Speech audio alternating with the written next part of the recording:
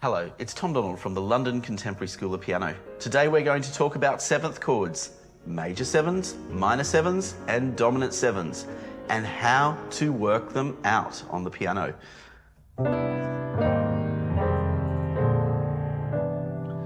This is an area that confuses so many students, and today I want to help clear this up once and for all so you can start to practice these chords properly.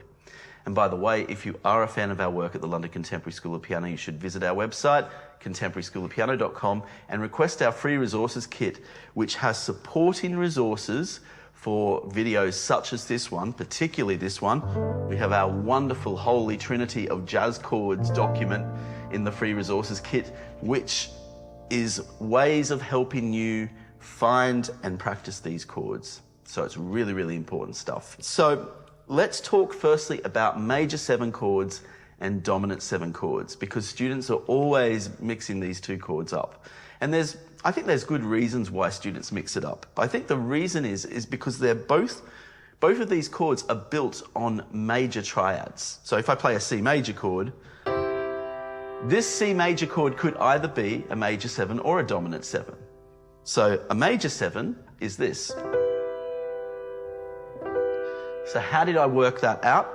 Well, to find any major 7 chord in any key, I could do this on a D major as well. It's a D major 7 chord. I could do this on an F major. An F major 7 chord. The way I worked it out was I just have an octave here, and it's literally a half note, a semitone under the octave. So here's a trick question. Which one is this then? G major. What is going to be the major 7 of a G major chord? What's a semitone below the G here? That one. So that's a G major 7. What about an A major 7? You get the drift? E flat major 7. See? See, a way you could just practice that in a simple way is just play an octave first. Just play an octave and then just drop a semitone below the octave.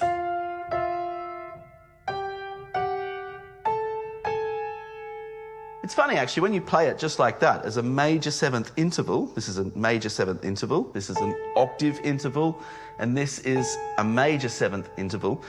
When you hear that major 7th interval without the chord inside of it, it sounds incredibly exposed and dissonant, doesn't it? It sounds really dissonant.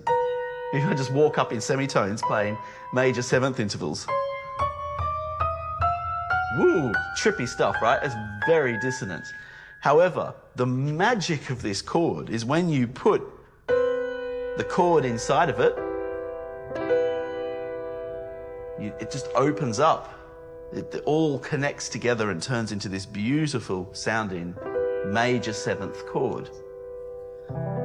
And the key to these harmonies and chords is the math will only get you so far. I'm just showing you the math right now. I'm showing you, here's the octave, drop it down a semitone or a half note, and you're there. That's just the math. That's only going to get you so far. Your ear has to also understand that sound.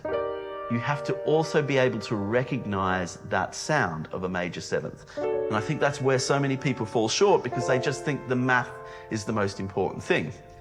The math will only get you so far. You have to know that sound, because the sound has a very specific signature to it. I always think of that lovely bossa nova type music when I hear major 7th chords.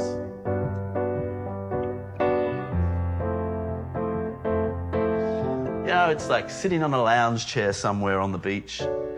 It's not really going anywhere. It's very static. It's very calming. How would you put these sounds into words? That's a good way to help train your ear. So that's the major 7th chord.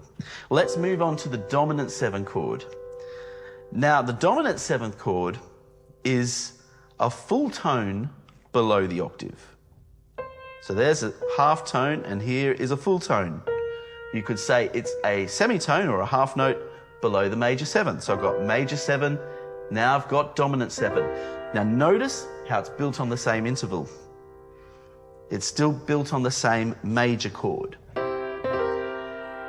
So here's a C dominant 7. Still built on a C major chord, but it's called a dominant 7. A totally different sound. That's why you can't mix up these two chords, and so many people do, unfortunately. But the chord has a totally different function to it. And that's the sound of a dominant 7th. What about an F dominant 7? There it is. What about a D dominant 7?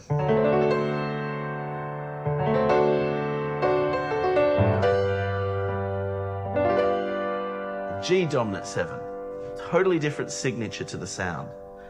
So what sort of sound does a dominant 7th have as opposed to a major 7th? So the major 7th again, sitting on the lounge chair on the beach somewhere. But the dominant 7th is going somewhere. You can hear that it's moving somewhere else. I'll give you a good example. It's my favorite example because it really helps students understand it. If you ever want to play Happy Birthday to a bunch of friends, this is a really cool thing to do. You just play an arpeggio of a dominant 7th chord. Because then everyone knows they've got to go, happy birthday. The dominant 7th was leading me to that F major chord. So that's a classical function of the dominant 7th chord. It leads us to the key, the tonic chord, the chord 1. So a dominant 7th originates from chord 5 of a scale and moves to the tonic. That's what it would be in the key of F major. In the key of C major, it would be this. The G7 moves to the C. That's the classical function of it. In the 20th century, we hear the dominant 7th used a lot in blues. And the function is a bit different, that just dominant 7s are just put on everything. As you can see in my left hand, I'm just playing dominant 7th chords here. So you could say that the dominant 7th chord is quite a bluesy chord. It's used a lot in blues. And you don't come across the major 7th in blues very often.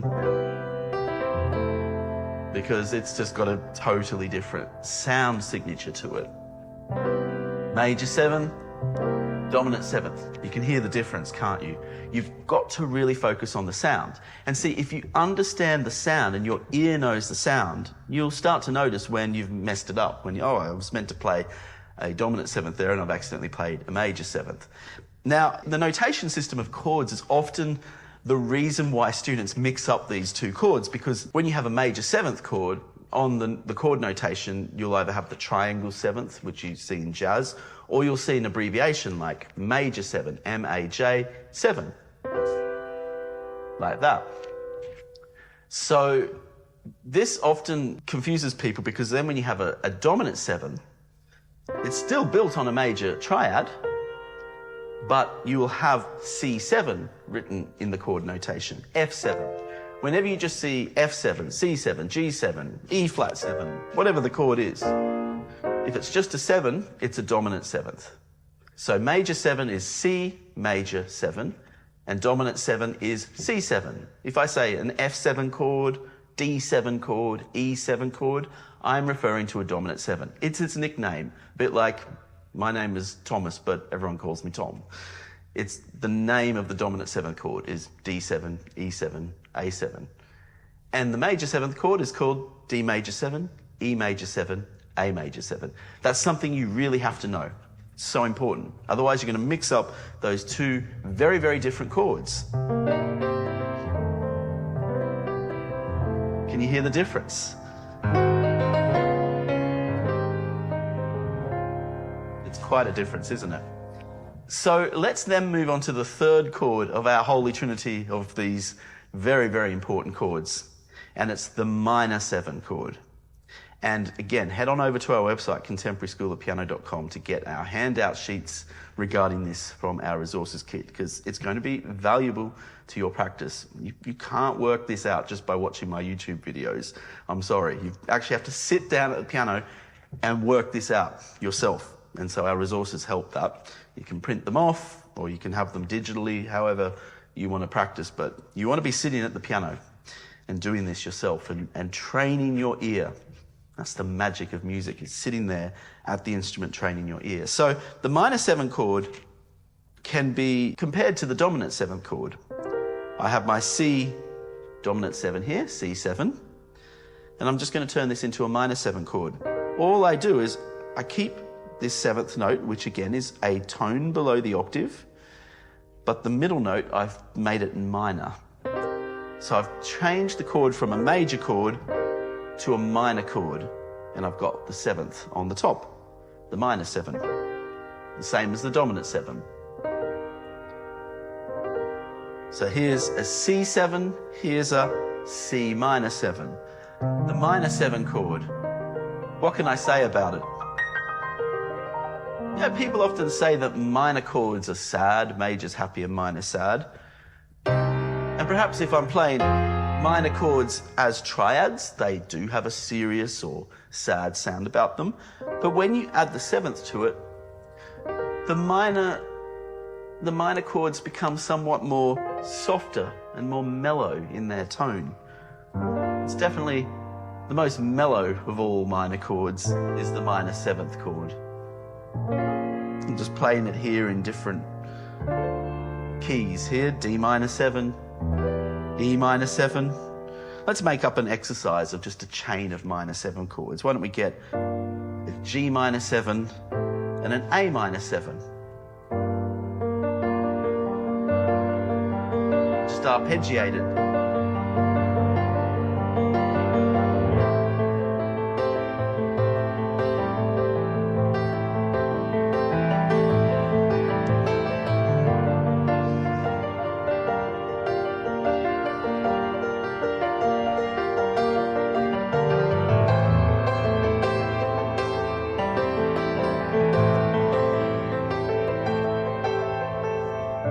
D minor 7.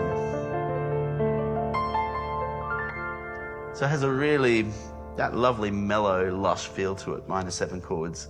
They sound just beautiful. So let's do a recap. Major 7, dominant 7, minor 7. Right? It's totally easy if we think of it like that.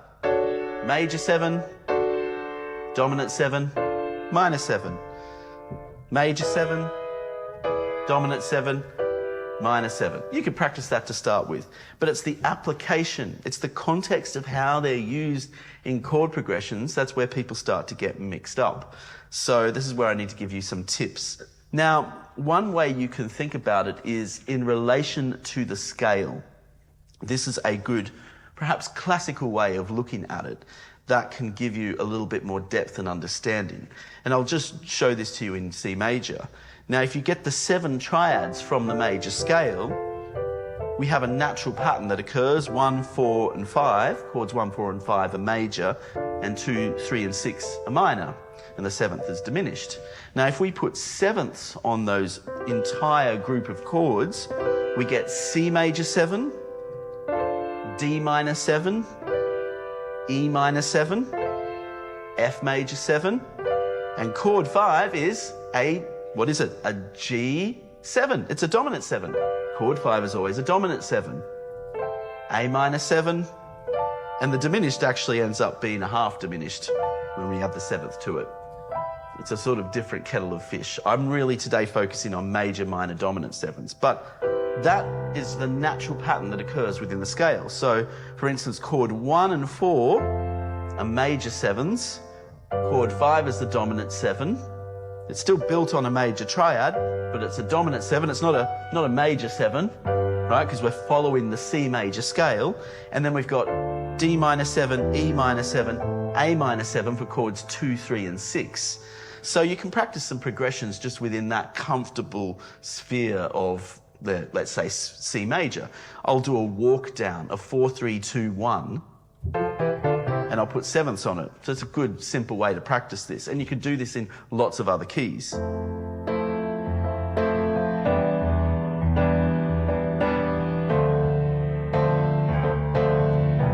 Like that.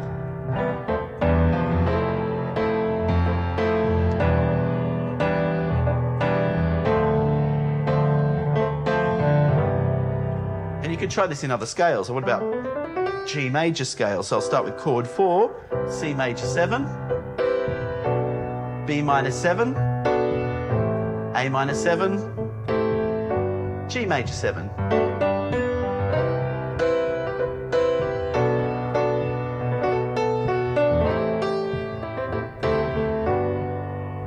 So that's a really useful way to give it context within a scale. But a lot of songs don't just stick to the native scale, they move around, particularly in jazz.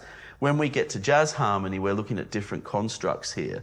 So in a jazz concept, or in a jazz context, you'll have a lot of 2-5-1 chords. So 2-5-1 progression would be D minor 7 to G7. I'm using an inversion now of the G7. C major 7. So in jazz, you're actually getting all three types of chords. You've got the minor 7, dominant 7, and the major 7th. And what tends to happen in jazz is it's more harmonically adventurous. It moves around different keys. So I'm just playing different collections of major and minor and dominant 7 chords in different keys. And jazz tends to move around like that. So 7ths are used all the time in jazz, whilst, let's say, in popular music and in classical music, 7ths are used in a more conservative way, a more careful way. It's still more triad-based music, but 7ths are used to spice things up a little bit. So you'll see different harmonic language in different styles of music. Now, some of you will be struggling with, particularly those of you who are more on the less experienced side, more on the beginner side of things, or it just might be to do with your hands. I mean, some people have hand injuries. I've taught many students with hand injuries. They might have had a motorcycle crash or something, and they're missing a finger, or they've got a problem with their hands, or arthritis. I have a lot of students with arthritis, actually. And at the school, we believe that anyone, regardless of what learning difficulty they might have, be it physical or even memory difficulties or other types of difficulties, we believe music is accessible to anyone. And we have the teaching resources and skills to be able to help problem solve these things. So it's no one should be left out of this, because great teaching and great education is about making these more complicated things accessible to people. And so a really cool thing is, if you do find this hard, you can actually voice these chords in different ways that are more efficient and often even sound better. So there's a bit of a double win here. Like if I'm playing a pop song, or even in a lot of jazz, I'm not going to want to play my 7th chords as root chords all the time, like starting on the first note. There's a couple of nice things I can do rather than using this 4-note voicing in the right hand.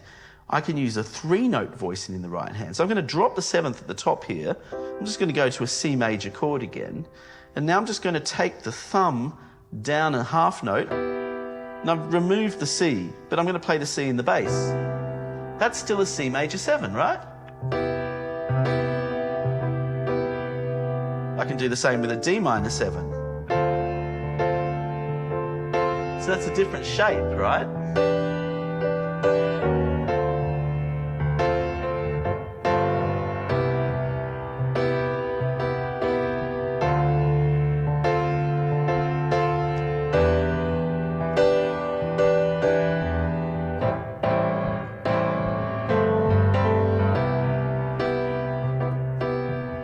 That's a little bit easier than doing that.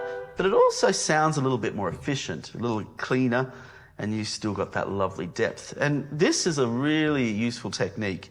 I call it putting the thumb on the 7th. So you can even play the full chord to get that more dense sound.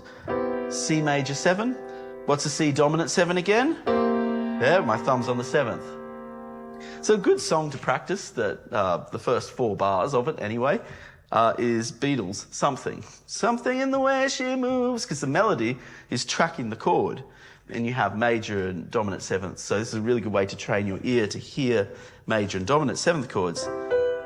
Something in the way she moves, see, there's the major 7, attracts me like no other lover. So then the dominant 7 was in the melody as well. So we've got major 7 to dominant 7.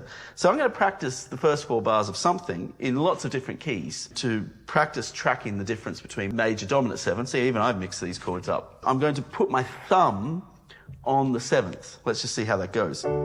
Something in the way she moves tracks me like no other lover. Let's do this in a couple more keys.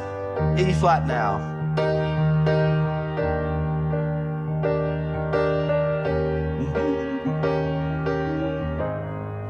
What about F major?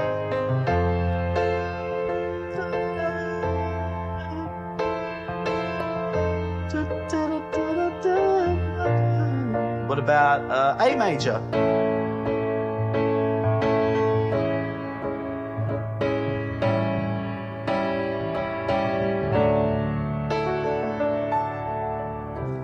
So I hope you found that helpful.